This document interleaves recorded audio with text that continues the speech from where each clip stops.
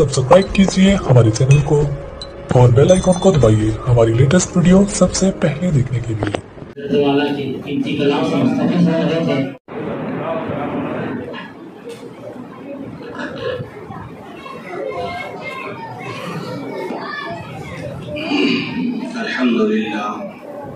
अल्हम्दुलिल्लाह कफ़ा व सलामुन अला इबादिहिल्लज़ीना इस्तफ़ा अम्मा बाद। क़ाल नबी सल्लल्लाहु अलैहि वसल्लम ला यबक़ा मिनल इस्लामी इल्ला इस्मुह और कमा क़ाल अलैहि सलातु वस्सलाम। मोहतरम बुजुर्गों और दोस्तों, आज का ये प्रोग्राम बहुत कामयाब है। हमने जो गुमान किया था, गुमान से ज़्यादा जो है बच्चों ने सुनाया है। बच्चों ने तकरीरें की हैं, नात पढ़ी हैं और इससे पहले बच्चों ने हदीसें वगैरह भी सुनाई होंगी। इससे ये पता चलता है कि हमारे इस मस्जिद के जो जिम्मेदार हैं वो फ़आल हैं, यानी उनके दिल में एक फिक्र है, उनके दिल में एक लगन है कि हमारे मोहल्ले के बच्चे सुधर जाए, हमारा मोहल्ला जो है अच्छा मोहल्ला बन जाए। तो हमारे जो जिम्मेदार हैं, अल्लाह ताला उनकी उम्रों में बरकत अता फरमाए और उनका साया कादेर कायम और दायम रखे।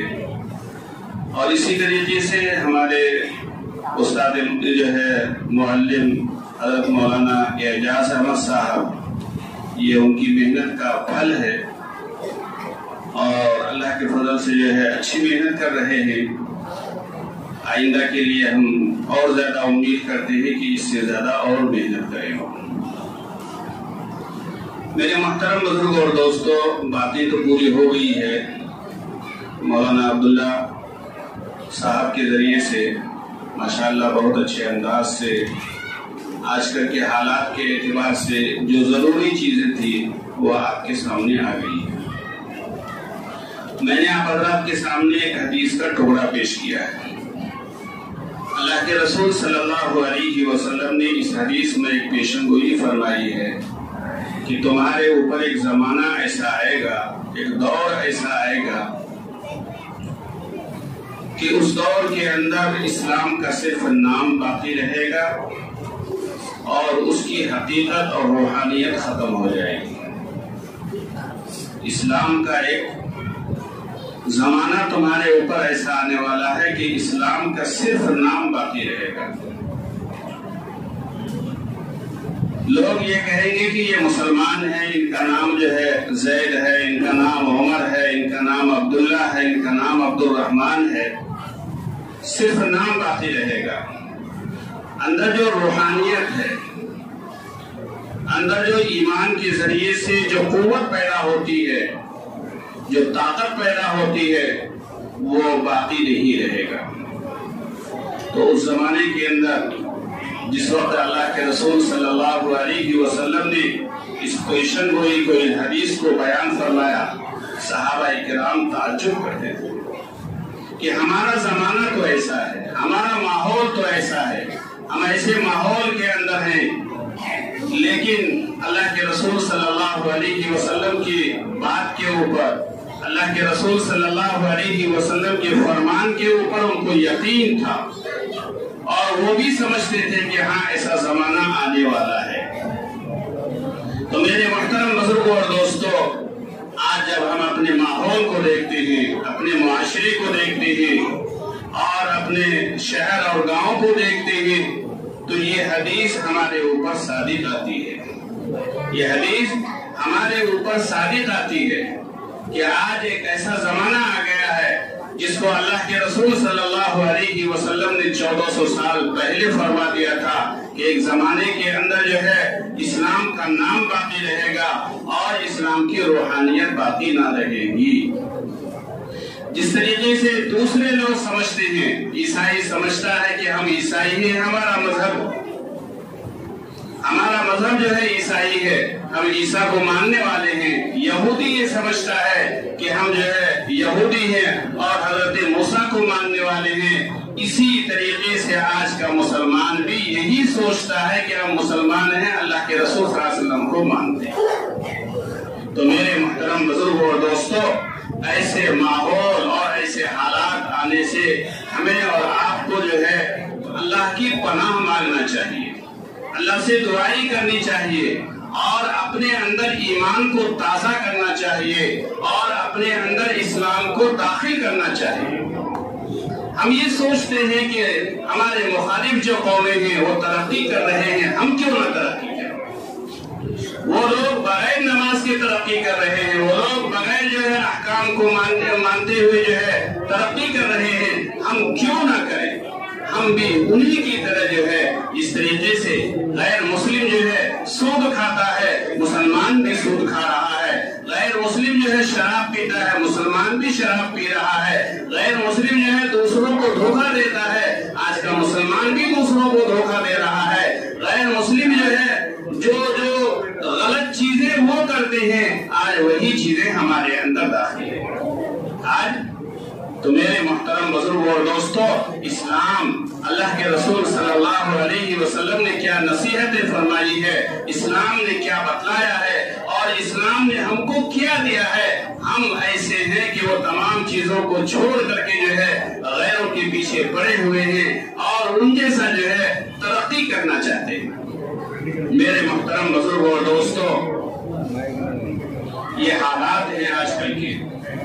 ایسے حالات میں اگر ہم اپنے ایمان کو مضبوط نہیں کریں گے، اپنے اعمال کو مضبوط نہیں کریں گے، اپنے گھر کے ماحول کو نہیں سدھاریں گے، اور اپنے بچوں کو، جوانوں کو، لڑکوں کو، لڑکیوں کو اس کے اوپر محنت نہیں کریں گے، تو جیسے حالات ہیں آج کل، روزانہ آئے دن جو ہے سنتے رہتے ہیں کہ فلاں جگہ فلاں لڑکی جو ہے غیروں کے ساتھ چلی گئی، فلاں لڑکی فلاں جگہ فلاں جو ہے مسلمان کو مارا جا رہا ہے، فلاں جگہ فلاں جو ہے مسلمان کو جو ہے پیٹا گیا ہے۔ آج جو ہے آج دیکھ رہا تھا کہ سفر کے درمیان میں ٹرین کے اندر جو ہے جاتے ہوئے جو ہے ایک مسلمان داڑھی والا آدمی جو ہے کسی غیر مسلم جو ہے عورت کو صرف ٹھوکر لگنے کی وجہ سے وہی جو ہے مارنا شروع کر دیا اس کو کہ تم نے جو ہے مجھے کیوں چھیڑا ہے، تمہارے اندر ہمت کیسے آئی جو ہے غیر مسلم عورتوں کو چھیڑنے کی اور جو ہے ان کو جو ہے پاؤں لگانے کی اور سب کے سامنے جو ہے اس کو بے عزت کیا۔ تو اس لیے میرے محترم بزرگوں اور دوستوں، یہ بچے ہیں ہمارے، ان بچوں کے اوپر محنت کریں گے، یہ بچے بڑے ہوں گے، یہی بچے جو ہے ہمارے لیے جو ہے نمونہ بنیں گے، اور یہ بچے جب بڑے ہو جائیں گے بچپن سے ان کے اوپر جیسے محنت کی جائے گی اور ان کے اوپر جیسا جو ہے ان کو جیسا سکھلایا جائے گا، ان کے عادت و اخلاق کو جو ہے جس طریقے سے سنوارا جائے گا، یہ بچے بڑے ہوں گے، اور جب ان کے اندر اچھا ماحول آئے گا تو محلے کے اندر، گھروں کے اندر جو ہے اچھا ماحول آئے گا۔ میرے محترم بزرگوں اور دوستوں، یہ جو مکتب کی تعلیم ہے اس کو معمولی تعلیم نہ سمجھیں، یہ مکتب کی جو تعلیم ہے اس کو معمولی تعلیم نہ سمجھیں۔ یہاں بچوں کو اخلاق سکھایا جاتا ہے، یہاں بچوں کو کھانے پینے کے آداب سکھلایا جاتا ہے، یہاں بچوں کو سونے کے آداب سکھلایا جاتا ہے، یہاں بچوں کو جو ہے بڑوں کے ساتھ کس طریقے سے پیش آئے وہ سکھلایا جاتا ہے، یہاں بچوں کو ماں باپ کی خدمت کس طریقے سے کی جائے وہ سکھلایا جاتا ہے، یہاں بچوں کو جو ہے اسلام کے بارے میں سکھایا جاتا ہے، یہاں بچوں کو قرآن کی تعلیم کے بارے میں سکھلایا جاتا ہے، یہاں نماز کی اہمیت کو سکھلایا جاتا ہے، لیکن ہم لوگ اس سے بے فکر ہیں۔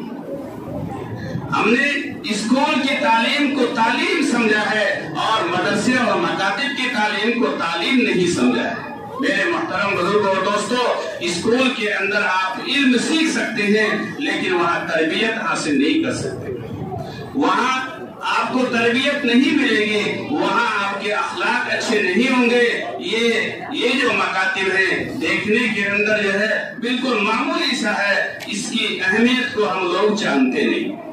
میرے محترم بزرگوں اور دوستوں، جس طریقے سے بچوں کے اوپر یہاں محنت ہوتی ہے، یہاں بچوں کو سکھلایا جاتا ہے، آدمی سوال کرتا ہے کہ پھر بچے بگڑ کیوں رہے ہیں، بچوں کے اندر غلط ماحول کیسے پیدا ہو رہا ہے؟ میرے محترم بزرگوں اور دوستوں، اس کے ذمہ دار ہم اور آپ ہیں۔ بچوں کے بگڑنے کے لیے گھر کا ماحول صحیح ہونا ضروری ہے.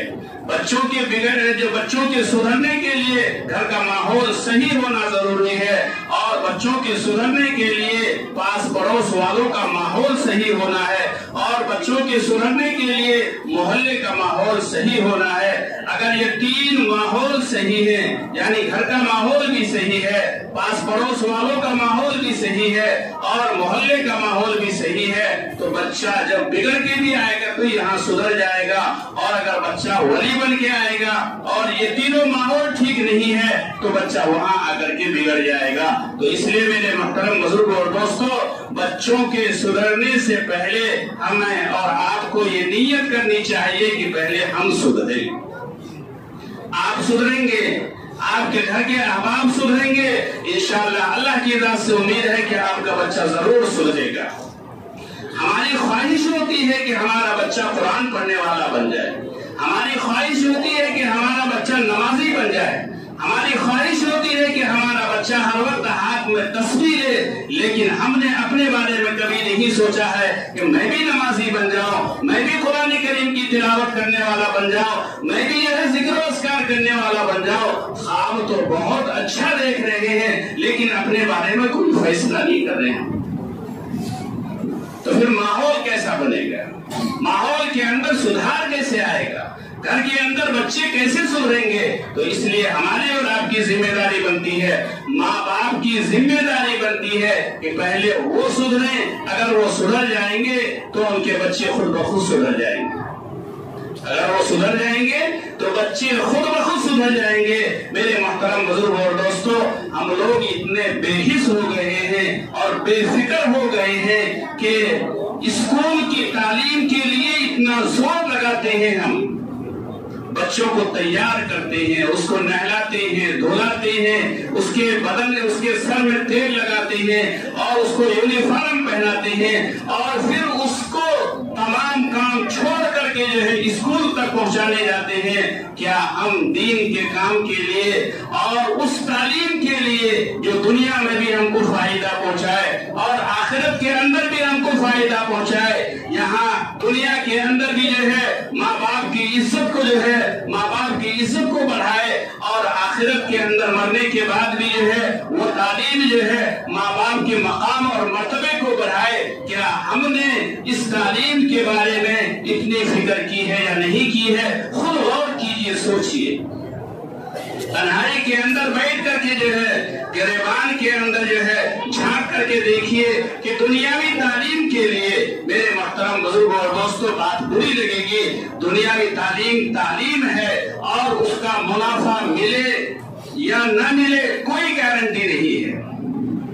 دنیاوی تعلیم کا منافع, اس کا فائدہ مل بھی سکتا ہے اور نہیں بھی مل سکتا ہے. یعنی جو ہے بچے کو آپ نے گریجویٹ بنایا, بچے کو آپ نے جو ہے ڈگری والا بنایا, اب وہ بچہ آپ کی خدمت کرے یا نہ کرے یہ گارنٹی کی چیز نہیں ہے. لیکن دینی تعلیم کے اندر دنیا کے اندر بھی گارنٹی ہے اور آخرت کے اندر بھی گارنٹی ہے. دنیا کے اندر اگر بچہ آپ کا سدھر جاتا ہے تو آپ کے پاس پڑوس والے جو ہے آپ کی تعریف کرتے ہیں, ہر جگہ جو ہے آپ کے بچے کا تذکرہ کرتے ہیں کہ ہمارے محلے کے اندر فلاں بچہ ہے, ان کے ماں باپ بہت اچھے ہیں اور ان کے بچے بہت اچھے ہیں, بہت اچھے اخلاق والے ہیں, ماں باپ کی تعریف ہوتی ہے.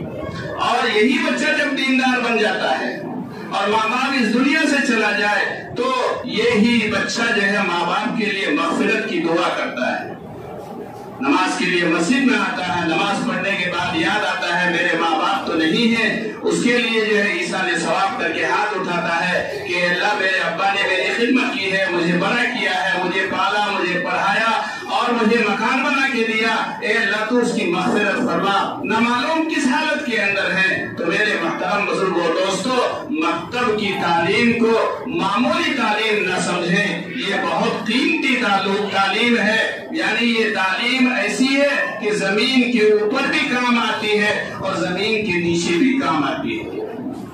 تو اس کی فکر کریں گے تمام ساتھی. جس طریقے سے اسکول کی تعلیم کی فکر کرتے ہیں, ہر آدمی کی خواہش ہو اور ہر آدمی کی تمنا ہو اور ارادہ کر کے جائے میں کچھ بناؤں یا نہ بناؤں اپنے بچوں اور بچیوں کو دیندار ضرور بناؤں گا، اپنے بچوں اور بچیوں کو دیندار ضرور بناؤں گا۔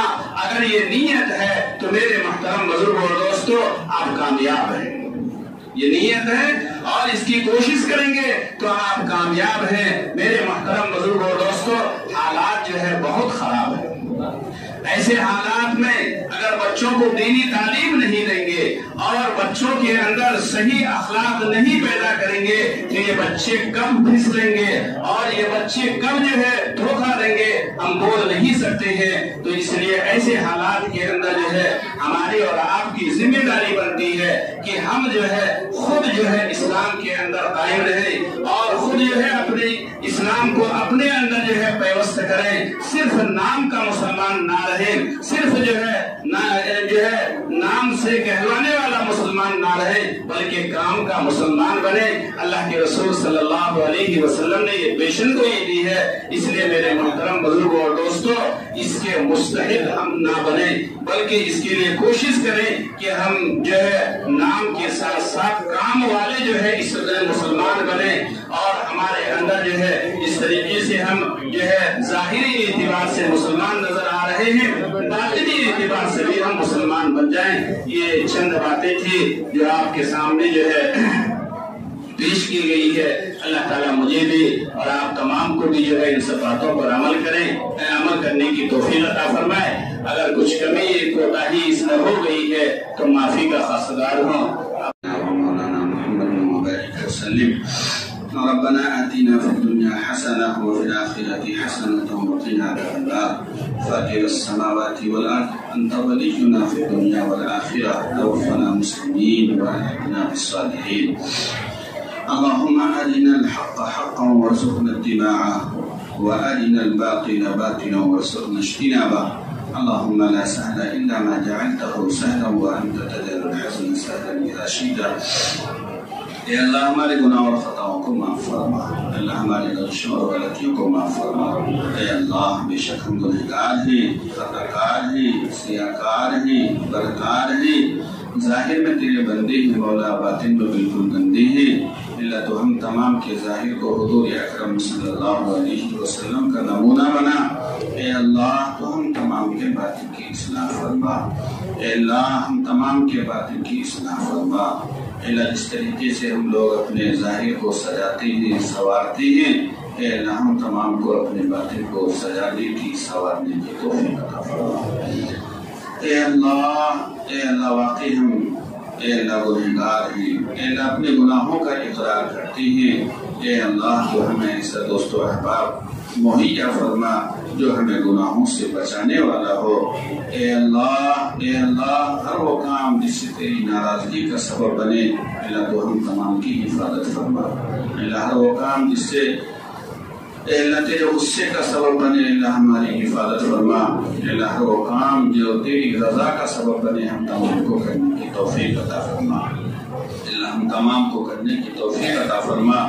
اے مولا کریم یا اللہ ہم تمام کے دلوں میں تیری محبت پیدا فرما، تیرا عشق پیدا فرما، تیرے راز سے ہونے کا یقین پیدا فرما۔ اللہ غیر یقین کو ہمارے دلوں سے ختم فرما۔ اللہ خالص تیری محبت پیدا فرما۔ اللہ ہمیں جو بیمار ہیں شفا عطا فرما، جو پریشان حال ہیں ان کی پریشانیوں کو دور فرما، جو لوگ مصیبت عطا ان کی مصیبتوں کو ختم فرما۔ اللہ جن کے گھروں میں بیماریاں ہیں وہ پریشان ہیں اے اللہ ان کی پریشانیوں کو دور فرما۔ اے مولا کریم ہونے والے آج کی اس جلسے کو قبول فرما۔ اے اللہ محنت کرنے والوں کی محنت کو قبول فرما۔ اللہ یہاں کے ذمہ داروں کو قبول فرما۔ اے مولا کریم اس مسجد کو آباد فرما۔ اللہ اس مسجد کو آباد فرما۔ اللہ مسجد کو آباد کرنے کی شکلیں اور صورتیں پیدا فرما۔ اے مولا کریم جو احباب مسجد کے آباد کرنے کی فکر میں لگے رہتے ہیں اللہ ان کی عمروں میں برکت عطا فرما، ان کو صحت و تندرستی عطا فرما، ان کی پریشانی کو دور فرما۔ اے اللہ ان کے مسائل کو حل فرما، اللہ ان کی مدد فرما، اللہ ان کی مدد فرما۔ اللہ اس جلسے کے انعقاد کے لیے اللہ جن احباب نے جس چیز کے اندر بھی حصہ لیا ہے اللہ تمام کو قبول فرما، تمام کی محنتوں کو قبول فرما، بچوں کے انعامات کے لیے اور جو ہے تمام ساتھیوں کے کھانے پینے کے لیے جو ساتھی جو ہے اس میں حصہ لیے ہیں اور جو محنت کر رہے ہیں اللہ ان تمام کو اے اللہ ان تمام کی محنتوں کو قبول فرما، اللہ ان تمام کو دیندار بنا، پرہیزگار بنا، متقی بنا، اے اللہ مسجدوں میں آنے والا بنا، اے اللہ مسجدوں میں آ کر تیرے سامنے سر جھکانے والا بنا، اے مولا کریم یا اللہ جن بھائیوں نے دعاؤں کے لیے کہا یا لکھا ہے ادا کیا ان تمام کی جائز مرادوں کو پورا فرما، ہماری ٹوٹی پھوٹی دعاؤں کو محض اپنی فضل و کرم سے قبول فرما، صلی اللہ تعالی علی خیر خلقہ محمد وعلی آلہ واصحابہ اجمعین برحمتک یا ارحم